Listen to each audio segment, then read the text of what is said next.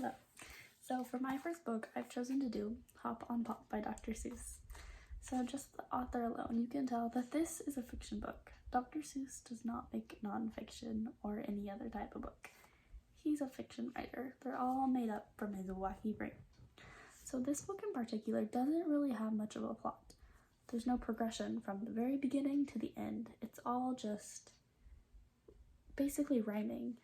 This book has rhyming words, and these rhyming words are shown to be connected to each other in a way in the story. So for example, the first couple pages actually, are all based on up, cup, and pup. So I'll show you page 2, or page 4 actually. So we have cup, pup, pup in a cup, and then a picture of the pup in a cup.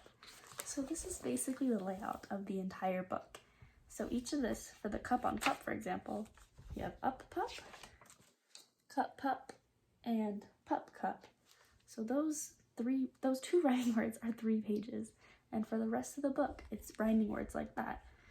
They range from about 2 to 6 pages each, based on that whole story. And that's how the whole book is. It's all different. So the cover, Hop on Pop, we see them hopping on Pop there.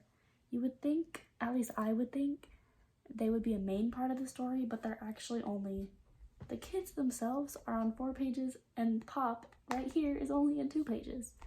So Hop on Pop is again just an example of these rhyming words.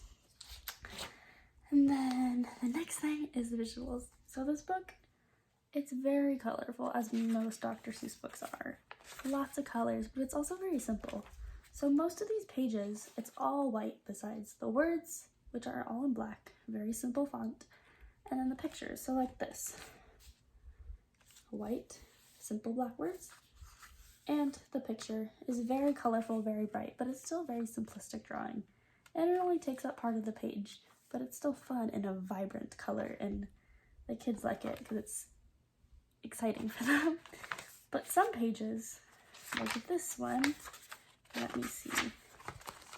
It's still a small section of the page, but it goes all the way to the corners as opposed to the one like here, where the picture is framed. The white is framing the picture. And then that's how about half of the book is like that and half is the other way. But then there's one page, let me find it. Pages, oh, they don't show page numbers. 56 and 57. The whole page is yellow. I don't know why this choice was made, but the page is yellow and the characters themselves, as you can see, are white, as opposed to where a lot of the pages are, all the other pages are white, and a lot of his characters are yellow. So I don't know why this was decided really, but it does give a fun visual interest when you're so used to the fully white pages, and then all of a sudden, boom, fully yellow page. It's something different and exciting, and it's a visual interest, a visual change. And then the last page in the book that I'm going to talk about, that is my favorite, and I'm going to read the whole page because it's very short. Page 64. It says, say, what does this say? See he me wee, pat pop pop, he 3 tree bee top hop stop. Ask me tomorrow, but not today. So I'll give you kind of the whole, and then the middle part. And why this is my favorite page, actually, I think stems from when I taught preschool last year.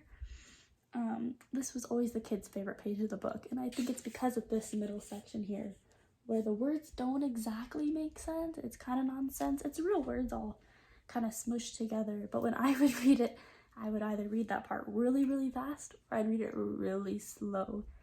And that part of the book always made the kids laugh so hard, and they would always want me to read just that page again. And it would be fun, and it creates a memory for not only them, but me too, because I still remember it.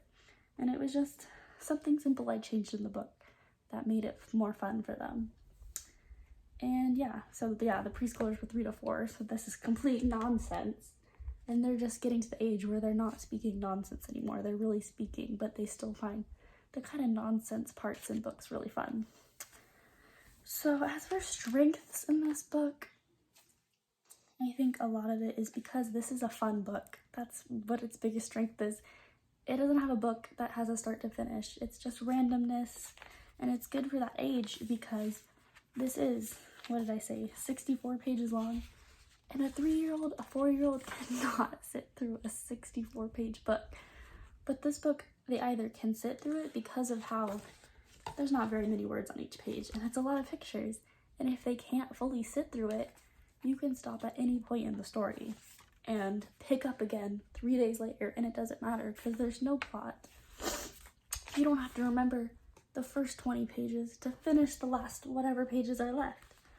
It doesn't matter, and it's a fun read, and the colors are so fun. And also, the pictures relate to the words in a way that, say for example, I wrote down a page that I wanted to talk about because of this.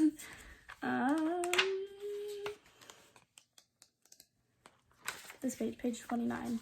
So this page, it says, Pat sat on a bat. And a kid would look, when the kid's looking at this book themselves, they don't know that's what it says, but they can see the picture. This bear creature is sitting on a bat. He sits on a bat. Pat sat on a bat. It's close enough to what the words say that they're still getting the idea of what the picture is saying and what the words are saying, but the pictures just themselves tell the story. So it's a good one for kids to just read on their own when they can't read. And I think also, this kind of also plays into the weaknesses that there is no plot in the story. There's no purpose. I mean, the purpose is the rhyming words and the kids looking at the words and seeing how they rhyme and how they sound the same.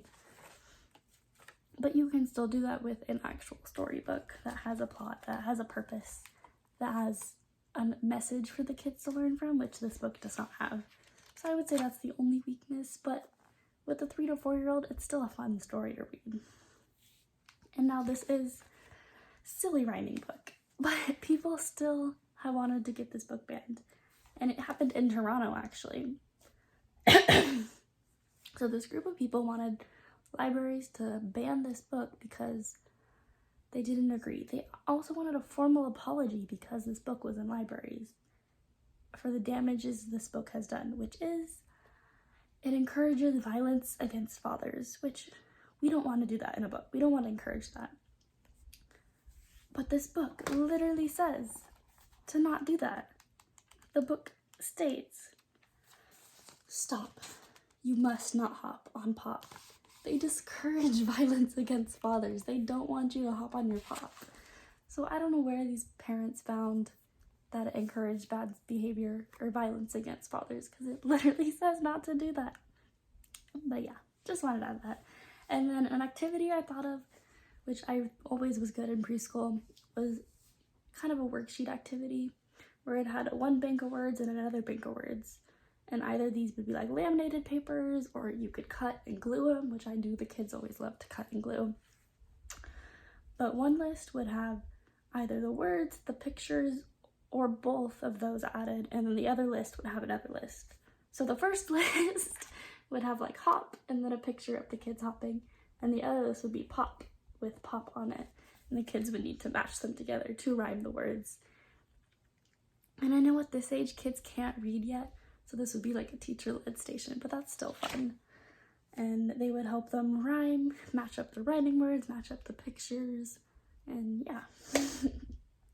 So that's all I have for you today. Thank you so much for Hop on Pop by Dr. Seuss, which is the simplest Seuss for the youngest use. Thank y'all.